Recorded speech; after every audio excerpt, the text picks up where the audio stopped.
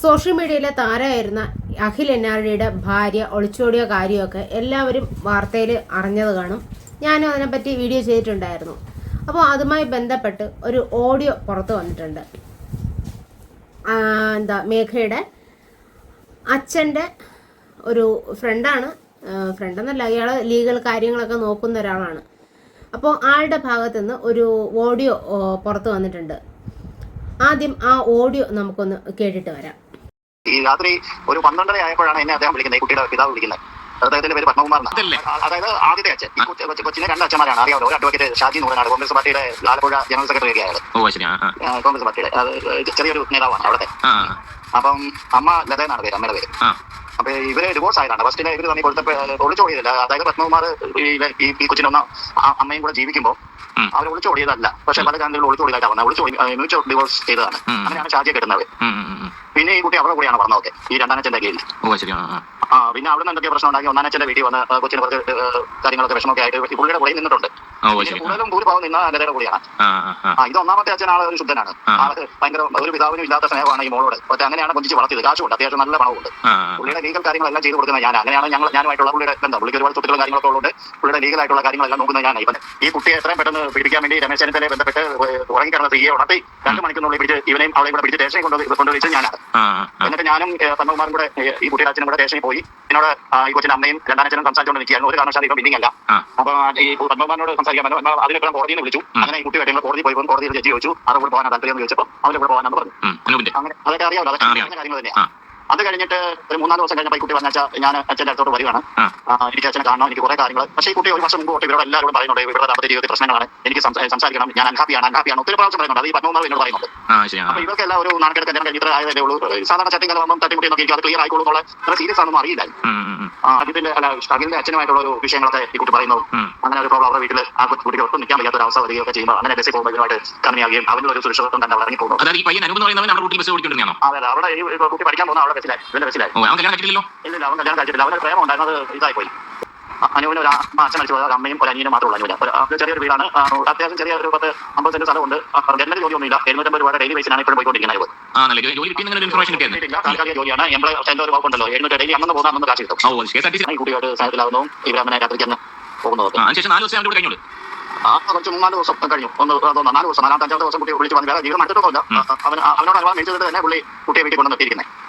കാര്യങ്ങളൊക്കെ പറയാനായിട്ട് അച്ഛനോട് ഉണ്ടായ സംഭവങ്ങളൊക്കെ വിവരിക്കാനായിട്ട് കുട്ടി വന്നത്. അനുഭവമായിട്ടുള്ള ബന്ധം ഉപേക്ഷിച്ചിട്ടില്ല. ഇല്ല, അനുഭവമായിട്ട് ഇപ്പം ബന്ധമുണ്ട്. ഡിവോഴ്സ് അതിനുമായിട്ടുള്ള ഡിവോഴ്സിൽ നിന്ന് വക്കീൽ വരും. വക്കീൽ വന്ന് മ്യൂച്വൽ ഡിവോഴ്സ് ആണ് അവർ ഉദ്ദേശിക്കുന്നത്. അതുകൊണ്ട് ഡിവോഴ്സ് കഴിഞ്ഞിട്ട് ഇതിനുമായിട്ട് കല്യാണം നടത്തി കൊടുക്കുമെന്ന് എനിക്കറിയില്ല. എന്തായാലും ആ കുട്ടിക്ക് താല്പര്യമാണ് പറഞ്ഞിരിക്കുന്നത്. കുട്ടി അവനെ വിട്ട് പോകുമെന്നാണ് ഞാൻ അറിഞ്ഞത്. ഒളിച്ചോടിയത് സത്യം തന്നെ. അത് കുട്ടിയുടെ അച്ഛന്റെ വീട്ടിൽ ഇപ്പോഴാണ് 3-4 ദിവസത്തിന് ശേഷം അനുഭവമായിട്ടുള്ള ബന്ധം ഇപ്പോഴും തുടരുന്നുണ്ട്. അനുഭവിച്ചിട്ടില്ല. അനുവിന്റെ കൂടെ തന്നെയാണ് കുട്ടി. അനുവിന്റെ അനുഭവത്തോടു കൂടിയാണ് അച്ഛന്റെ വീട്ടിൽ വന്നിരിക്കുന്നത്. ഞാൻ അത് അത്ര ഫാമിലി ഫ്രണ്ടാണ്. ഈ കുട്ടി ഞാൻ 2 ബന്ധമാണ്. അതുകൊണ്ടാണ് എനിക്കെല്ലാം വിധം അറിയാവുന്നത്. ഈ കുട്ടി നല്ല കാര്യങ്ങളൊക്കെ ഇത്ര സീരിയസ് ആണ്. ആ കുട്ടിയുടെ ഭാഗം ചെറിയ ന്യായമൊക്കെ ഉണ്ട്. ന്യായമല്ല, അഖില് ഞാൻ ഒരൊറ്റ കാര്യം ചോദിച്ചോളൂ. ഈ കുട്ടി ഇത്രയും തെറ്റ് ചെയ്തിട്ടുണ്ടെങ്കിൽ എന്തുകൊണ്ട് അഖിൽ ഇവർക്കെതിരെ ചെയ്യുന്നില്ല? അതേസമയം അഖിൽ എന്തുകൊണ്ടാണ് പോലീസ് സ്റ്റേഷനിൽ അങ്ങോട്ടും ഇങ്ങോട്ടും തെറ്റൊക്കെ ചെയ്യാൻ എഴുതി വെച്ചു? അതുകൊണ്ട് അഖിലിന്റെ പല രഹസ്യങ്ങളും അഖിലിന്റെ അച്ഛന്റെ പല രഹസ്യങ്ങളും പുറത്ത് പറയും. തെളിവ് സൈഡം പുറത്ത് വിടുന്നു. അഖിലിന് നന്നായിട്ട് അറിയാം. അതുകൊണ്ടാണ് അങ്ങനെ ഒരു അഗ്രിമെന്റ് വെച്ചിരിക്കുന്നത്. പിന്നെ തെളിവ് കാര്യങ്ങളൊക്കെ ഉണ്ട്. അപ്പോൾ ഈ വീട്ടിൽ അച്ഛൻ കുട്ടിയാണ് അഖിൽ. അച്ഛൻ പറയുന്നതിന്റെ അപ്പുറം അഖിൽ അച്ഛനെ കാണുന്ന ഉടനെ എഴുതേക്കും. അത്ര പേടിയാണ് അച്ഛനെ. ഭക്ഷണം കഴിക്കുകയാണെങ്കിലും അവർക്ക് ഒരു ഫ്രീഡം ഇല്ലെന്നാണ് ഈ കുട്ടി പറയുന്നത്. അച്ഛനാണ് അങ്ങനത്തെ സ്വഭാവം. അഖിലിനോട് പറഞ്ഞിട്ട് അഖിൽ അത് ഒന്ന് ചോദ്യം ചെയ്യാൻ പോലും ചെയ്തില്ല എന്നുള്ളതാണ് ഈ കുട്ടിയുടെ ദുഃഖം. അപ്പോൾ ഇതിൽ പറഞ്ഞ കാര്യങ്ങളൊക്കെ നിങ്ങളൊക്കെ കേട്ടിട്ടുണ്ടല്ലോ. അപ്പോൾ ഇതിൻ്റെ കാര്യം എന്ന് പറയുന്നത്, മേഘ എന്ന് പറയുന്ന വ്യക്തി ഒളിച്ചോടിയത് ഇപ്പോൾ വന്ന് നിൽക്കുന്നത് അച്ഛൻ്റെ വീട്ടിലാണ്. കഴിഞ്ഞ ദിവസം പോസ്റ്റ് ഇട്ടിട്ടുണ്ടായിരുന്നു. കുട്ടി ഒരു പോസ്റ്റ് ഇട്ടിട്ടുണ്ടായിരുന്നു ഇൻസ്റ്റാഗ്രാമിൽ. അച്ഛൻ്റെ വീട്ടിലാണ്, ചെങ്ങന്നൂരുള്ള അച്ഛൻ്റെ വീട്ടിലാണ് താനിപ്പോൾ ഉള്ളത് എന്ന രീതിക്കായിരുന്നു ആ പോസ്റ്റ് പോയിക്കൊണ്ടിരുന്നത്.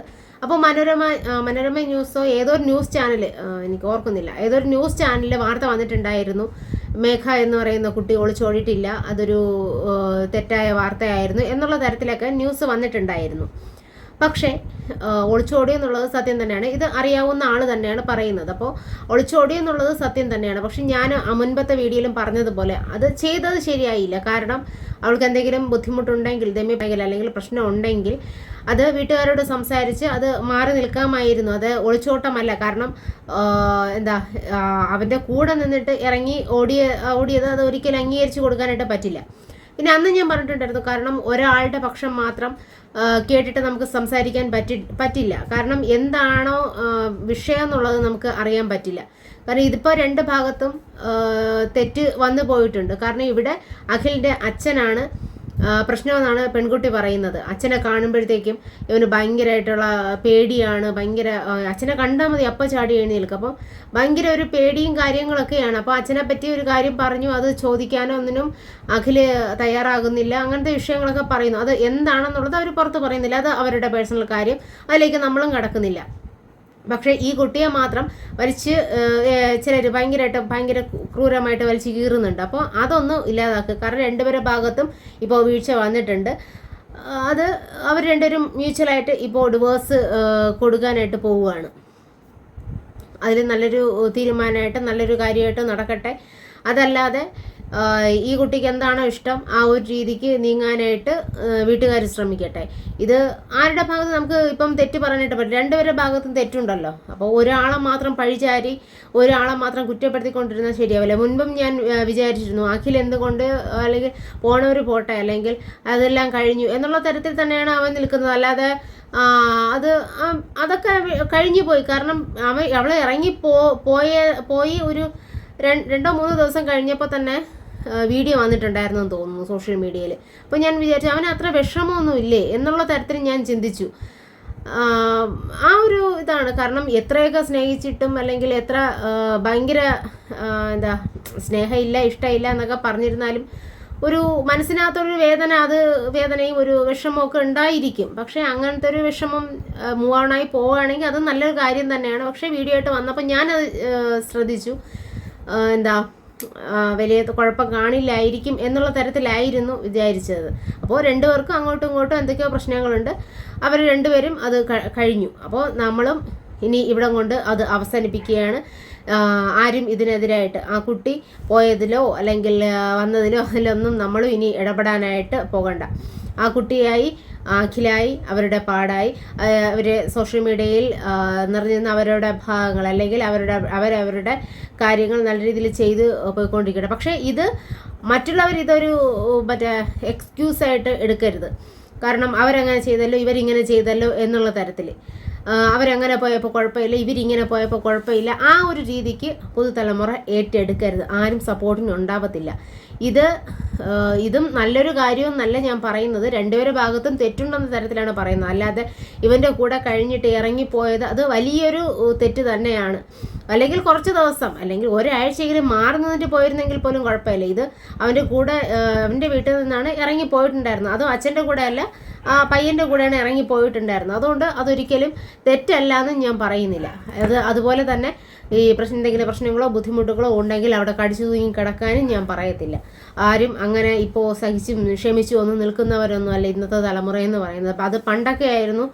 എന്തൊക്കെ കേട്ടാലും അല്ലെങ്കിൽ എന്തൊക്കെ ദുഷ്ടപ്രവൃത്തികൾ ചെയ്തിരുന്നാലും കടിച്ചു തൂങ്ങിയൊക്കെ കിടക്കുന്നത്. അപ്പോൾ ഇപ്പോൾ അങ്ങനത്തെ രീതിയൊക്കെയും മാറ്റം വന്നിട്ടുണ്ട്. അതനുസരിച്ച് എല്ലാവരും കാര്യങ്ങളൊക്കെ ചെയ്തു പോവുക. പിന്നെ ഇതിലൊരു എടുത്തു പറയുന്നൊരു കാര്യം പറയുന്നുണ്ട്. നമുക്ക് പോലീസ് സ്റ്റേഷനിൽ ഇവരെ വിളിപ്പിച്ച കാര്യമൊക്കെ പറയുന്നുണ്ട്.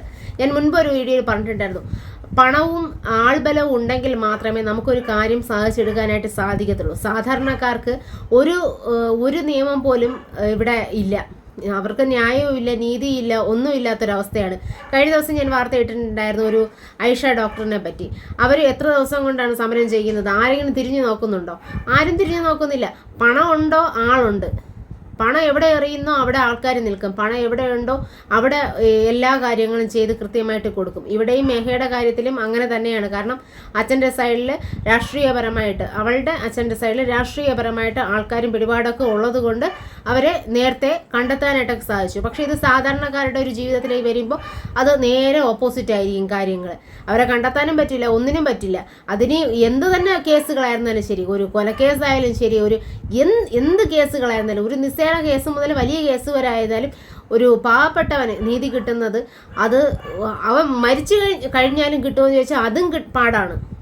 അത്രയാണ് ഇവിടുത്തെ നിയമവ്യവസ്ഥ. പക്ഷേ ഇവരൊക്കെ വിചാരിച്ച തന്നെ ഉടനെ തന്നെ ആൾക്കാർ എല്ലാം ചെയ്തു കൊടുക്കാനായിട്ടുണ്ട്. അതും വേറൊരു സൈഡുണ്ട്. അതും നമ്മൾ ചിന്തിക്കേണ്ടതായിട്ടുണ്ട്.